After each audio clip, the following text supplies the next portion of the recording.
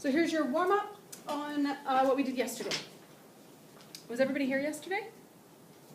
Fabulous. And you guys did really well with this lesson, actually. You caught on quite quickly. Were you here yesterday? Okay. So balanced equilibrium. So there's my equilibrium arrows. Do you have equilibrium arrows? And I think that's where I left off talking before I realized I needed to push play. So here's your ammonium ion and your sulfite ion. Is this going to act as your proton donor or proton acceptor? Donor. Therefore, it's going to be your acid or base? Acid. And therefore, this is going to accept a proton and be your Bronsted-Lowry base.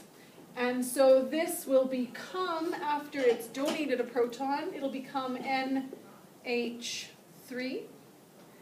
And this will become, after it's accepted a proton, HSO3 minus. Ooh, I erased the 2 there, sorry, with my hand. HSO3 minus. So then wouldn't it be hydrogen sulfite on the top then? Yeah, you said sulfate. You said sulfate. Yeah.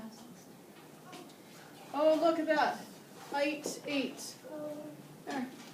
It says it goes in balance. What? 8. That's a typo at the thing. To form hydrogen sulfite. Okay. Okay, so if this is an acid, this is a base, this is a conjugate base, because it was an acid, therefore it must now be a base and be able to accept a proton. There's your base, so therefore this is the conjugate acid. Very good. Everybody okay with that? Proton donor, proton acceptor, Bronsted-Lowry, acids and bases. To differ the definition between an Arrhenius acid base. Yeah? Okay. Which of the species present in the reaction is amphiprotic? So out of all 4 of those things that I've just rubbed out, which one can be amphiprotic? What's amphiprotic? Amphibian?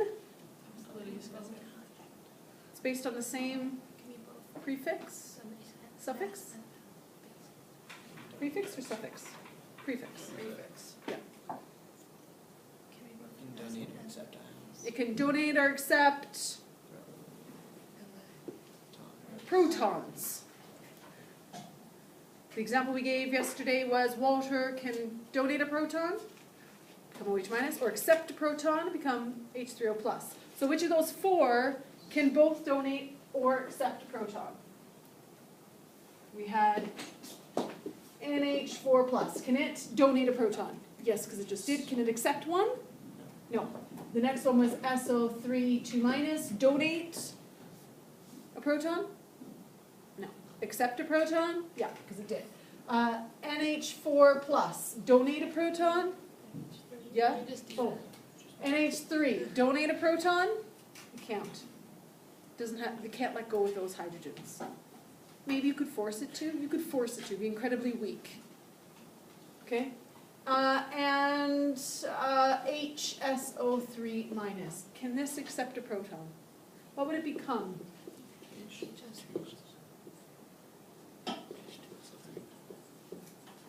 And, in fact, actually, I write it over here because often that's how we do it.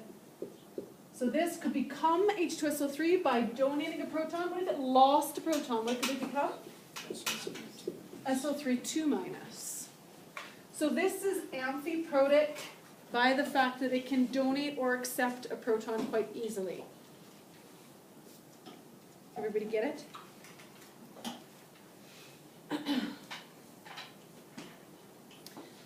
At the end of the package, we're going to get to a definition. I'm just going to bring it in here because I'm thinking about it. This is then called polyprotic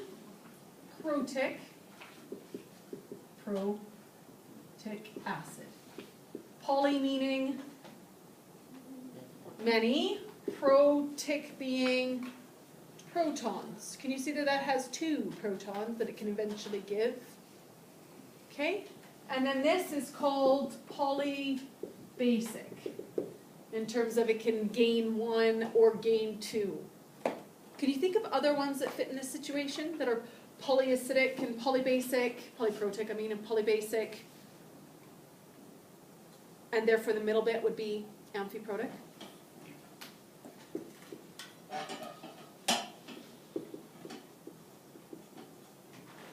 Come on.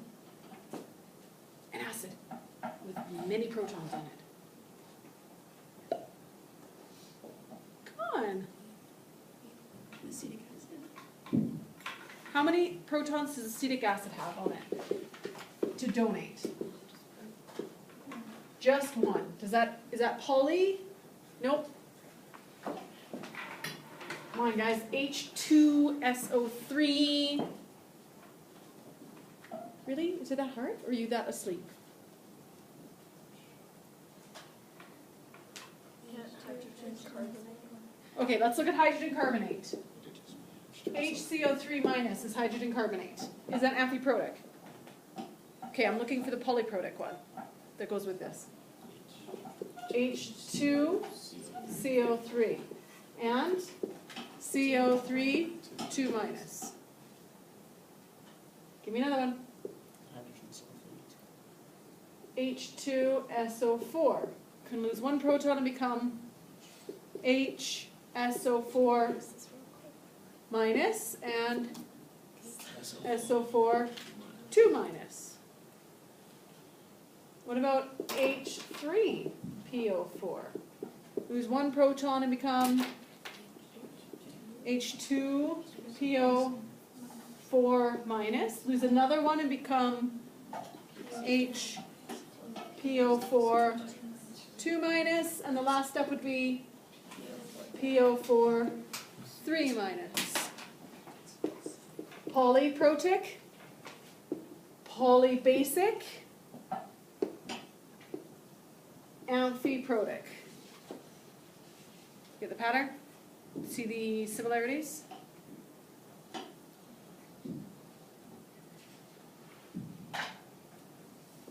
Okay. All right. So again, but different. Identify the conjugate acid-base pairs on the basis of the Bronsted-Lowry concept for the following reaction idea.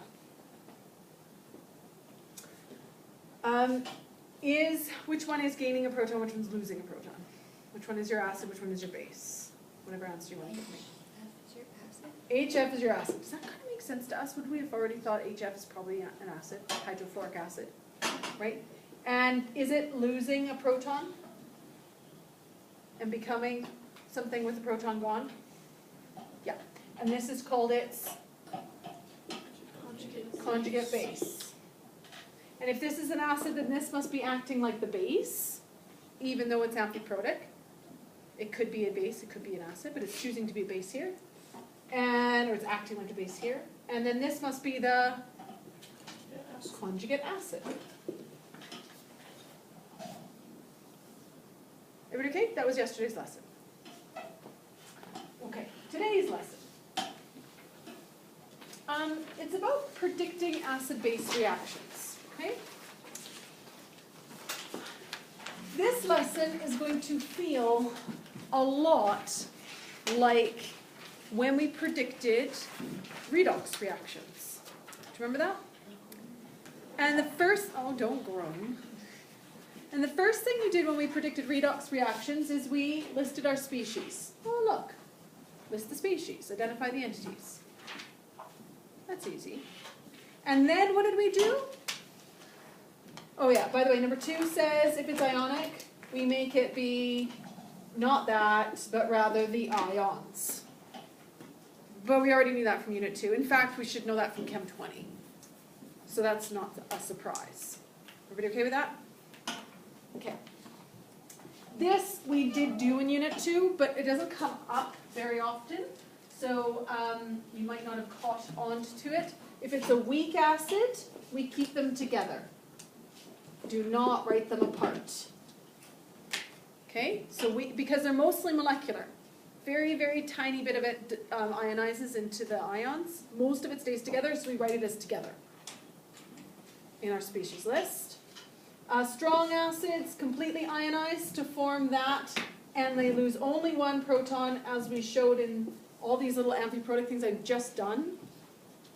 Okay, all of those, it only loses one proton at a time, so I'm going to lose the one proton. We're no longer writing H+, because we're smarter now. We know that the H+ piggybacks right on water, but that's the same thing, right? That's the same thing. And we write the one proton less. So this is a little different, because in Chem 20, you would have taken H2SO4, and you would have told me you've got H pluses present, and you've got SO4 2 minuses present. Right? I got you to dissociate the whole thing right to the end. And now in Chem 30, I'm saying, hey, it actually loses one proton at a time. So I don't want you to write it all the way to the end, I just want you to write it one proton less. And, by the way, I don't want you to write H+ anymore, I want you to write H3O+. See the slight difference here? So this one's a little different than what we've encountered from Unit 2. The rest are the same. You okay? And then, after we listed all our species, we then identified oxidizing agents, reducing agents, which is my stronger, which is my stronger. Right? We're going to do the same thing here. Except for not oxidizing agents, reducing agents, but rather acids and bases. So label each entity as an acid or a base. And then you're going to write the reaction showing the proton transfer from the strongest acid to the strongest base. So then you identify which is your strongest acid and which is your strongest base out of all the acids and bases that you've listed, and those are the reactions that we react. Just like Unit 2. In Unit 2, you found your strongest oxidizing, your strongest reducing, and you ignored the rest. And then we went and wrote those half reactions down and nothing else. We're doing the same thing here. Find your entities, find the strongest. Where are we going to find out which is our strongest acid and base? Not oxidizing agent. In our data booklet. Right? In that table. And just like the data booklet table for the other one, there's a name column here, the acid column here, and the conjugate base column here. Right? The strongest acid is up there, and it works its way down. This is just like Unit 2, where this was the strongest oxidizing agent on the top left-hand corner. And in the bottom left-hand corner is our strongest base, and we go up as they get weaker, just like our strongest reducing agent was in the bottom right-hand corner.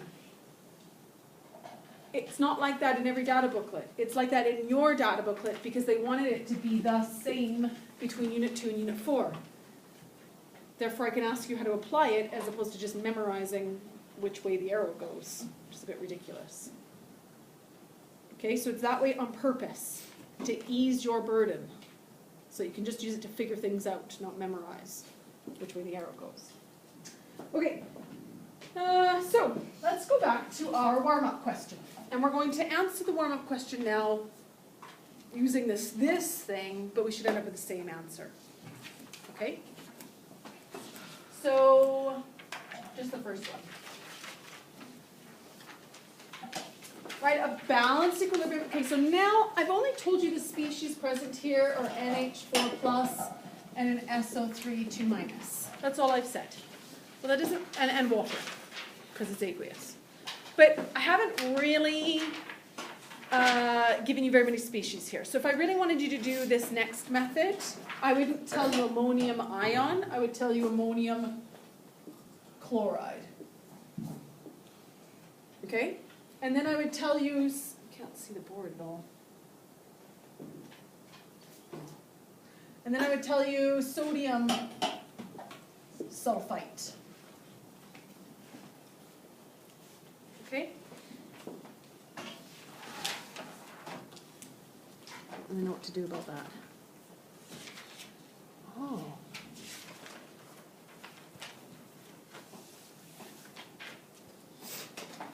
I'm going to record this again some other day, I think.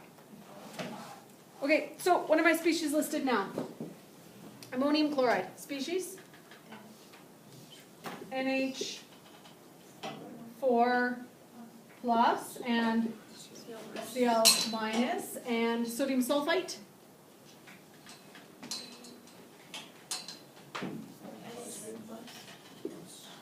Na plus and sulfite, SO3 2 minus. Maybe or maybe not, it's aqueous. Let's just make it aqueous today, just so we can add that in our list. Okay, and then we're going to grab our data booklets.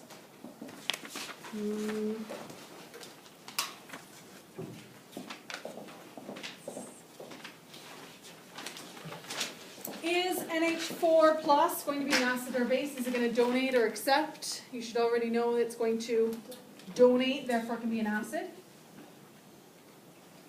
Cl minus, can it donate a proton? No. Can it accept and become HCl? Yeah. The base. Na plus, can it donate a proton? No. Does it have an H plus to donate? No. It does have protons, but they're locked into the nucleus. If you're going to donate a proton to that, it's not going to happen in a beaker, it'll happen in a nuclear fission plant, nuclear reaction, because you are literally splitting the nucleus and taking away a proton from the nucleus. So it's different than giving an H plus away. Okay, so this cannot give a proton away. Can it accept a proton? Does that feel right to you? No, I hope not. I hope it feels awkward. And that's how you're supposed to know that's not going to happen. Okay? First of all, they'll repel each other too, right? Like all these reasons. Okay, so spectator. Neither acid nor base. And in fact, all your metal ions will be spectators. I could have the same conversation about K plus and calcium 2 plus, and none of them will be able to donate or accept. SO3 2 minus can accept, therefore it can become acid, no base in it, sorry. And water is acid or base, amphiprotic. Right, and then we grab our data booklets and we have a look and we try to find exactly where all these things are on here. Okay, I'm going to start, just like Unit 2, start at the top left-hand corner and I'm going to work my way down until I find one, and that will be the strongest. So, only in the acid formula column. I don't have HI, I don't have HBr, I don't have HO3 plus, I don't have, until I get to this is my strongest acid. Everybody following along? I go to the bottom right-hand corner, just like Unit 2, and I start working my way up until I find something that I have. Do I have NH3? No. I'm going to make it, but it's not on my species list. Remember how we always made that mistake in Unit 2 as well? Okay, keep going, keep going. What do I have? Oh, this is my strongest base. Agreed? And now I write those down. NH4 plus and SO3 2 minus, and I ignore everything else. And I'm going to transfer a proton from the acid to the base. So I get NH3 and I get HSO3 minus. You don't need to write any of this down, Samantha. The species list, the strongest acid, strongest base. Okay, I haven't seen your pencil move in a long time. Okay. And I get the same answer that you got when I just gave you the strongest and strongest. So I only gave you the first time, and yesterday I only gave you the circled ones to make it simple. Now I'm saying, hey, there's lots of other stuff in there. And it's your strongest and strongest that end up doing the transfer. Does that make sense? Okay, let's try another one.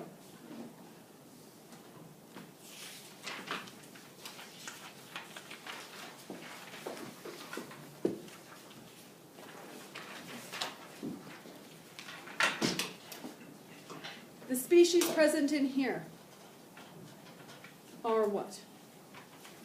H plus it's a weak acid. Aha! Aha!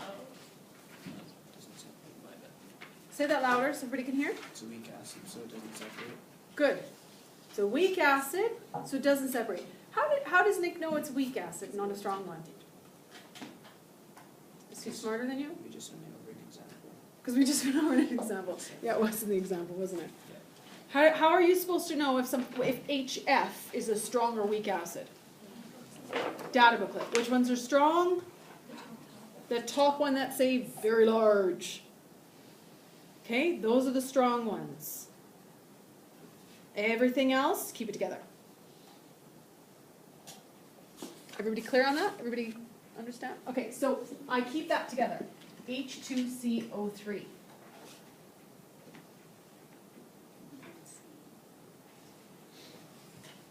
And other species? Na plus. And CN minus. Cn minus. And H2O.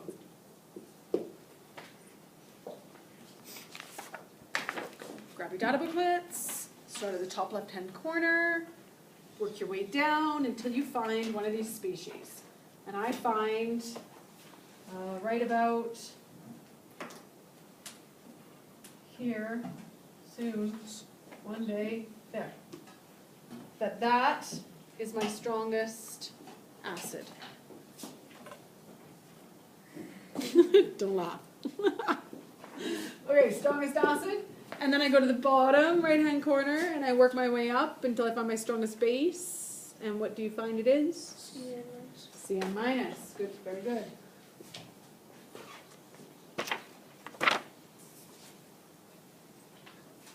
And then?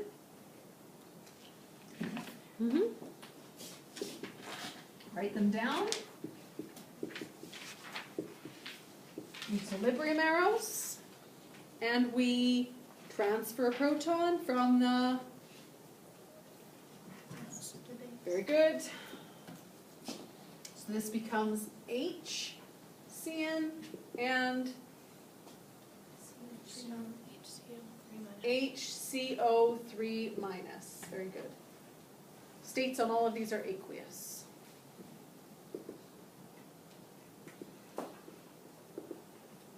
So is it most likely always going to be aqueous for these ones? Like always? Yeah, yes. Because most acids are in.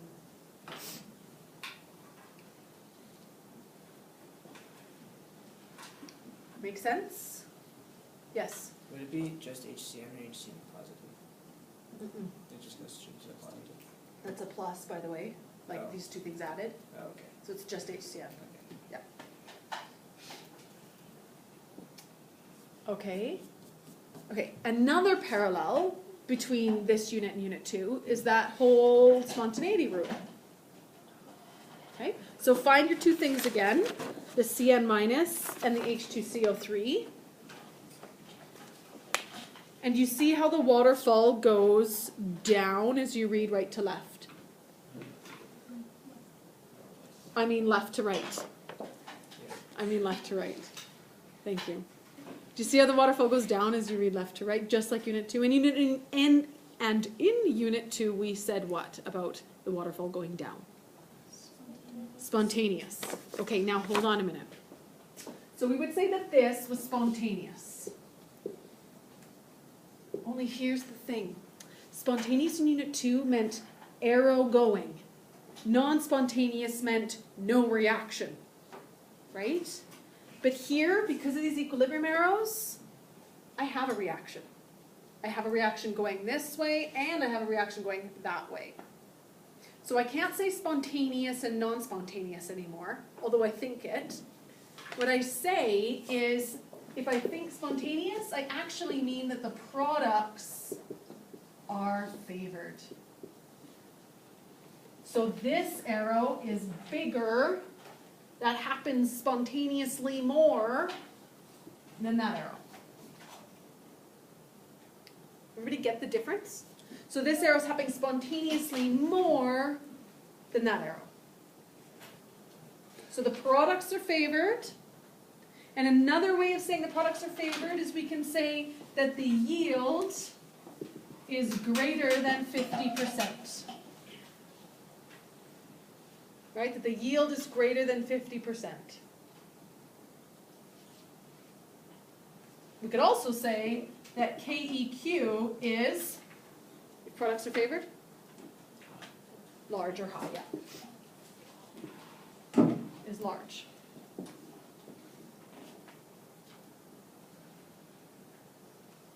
you get all that?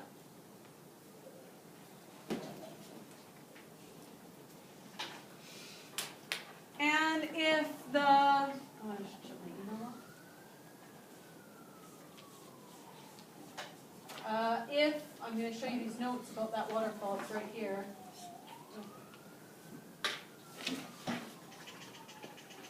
There we go. So here's an example with the waterfall going down, or up I mean. There's it down, there's it up. If the waterfall, if you find that the waterfall is going up, and we would say non-spontaneous.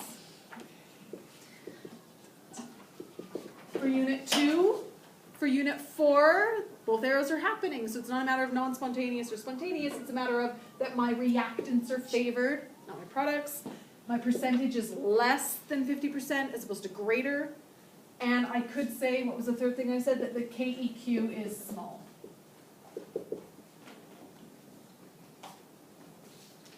Make sense, you guys?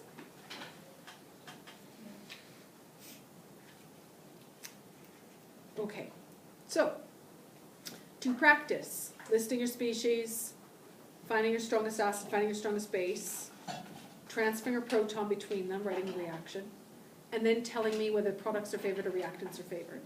Okay? You can do these practice problems here, but I actually think that these are going to be better for us to do. Okay, so I'm going to hand out this sheet and we're going to do these ones, and I've got a little game for us to play with them.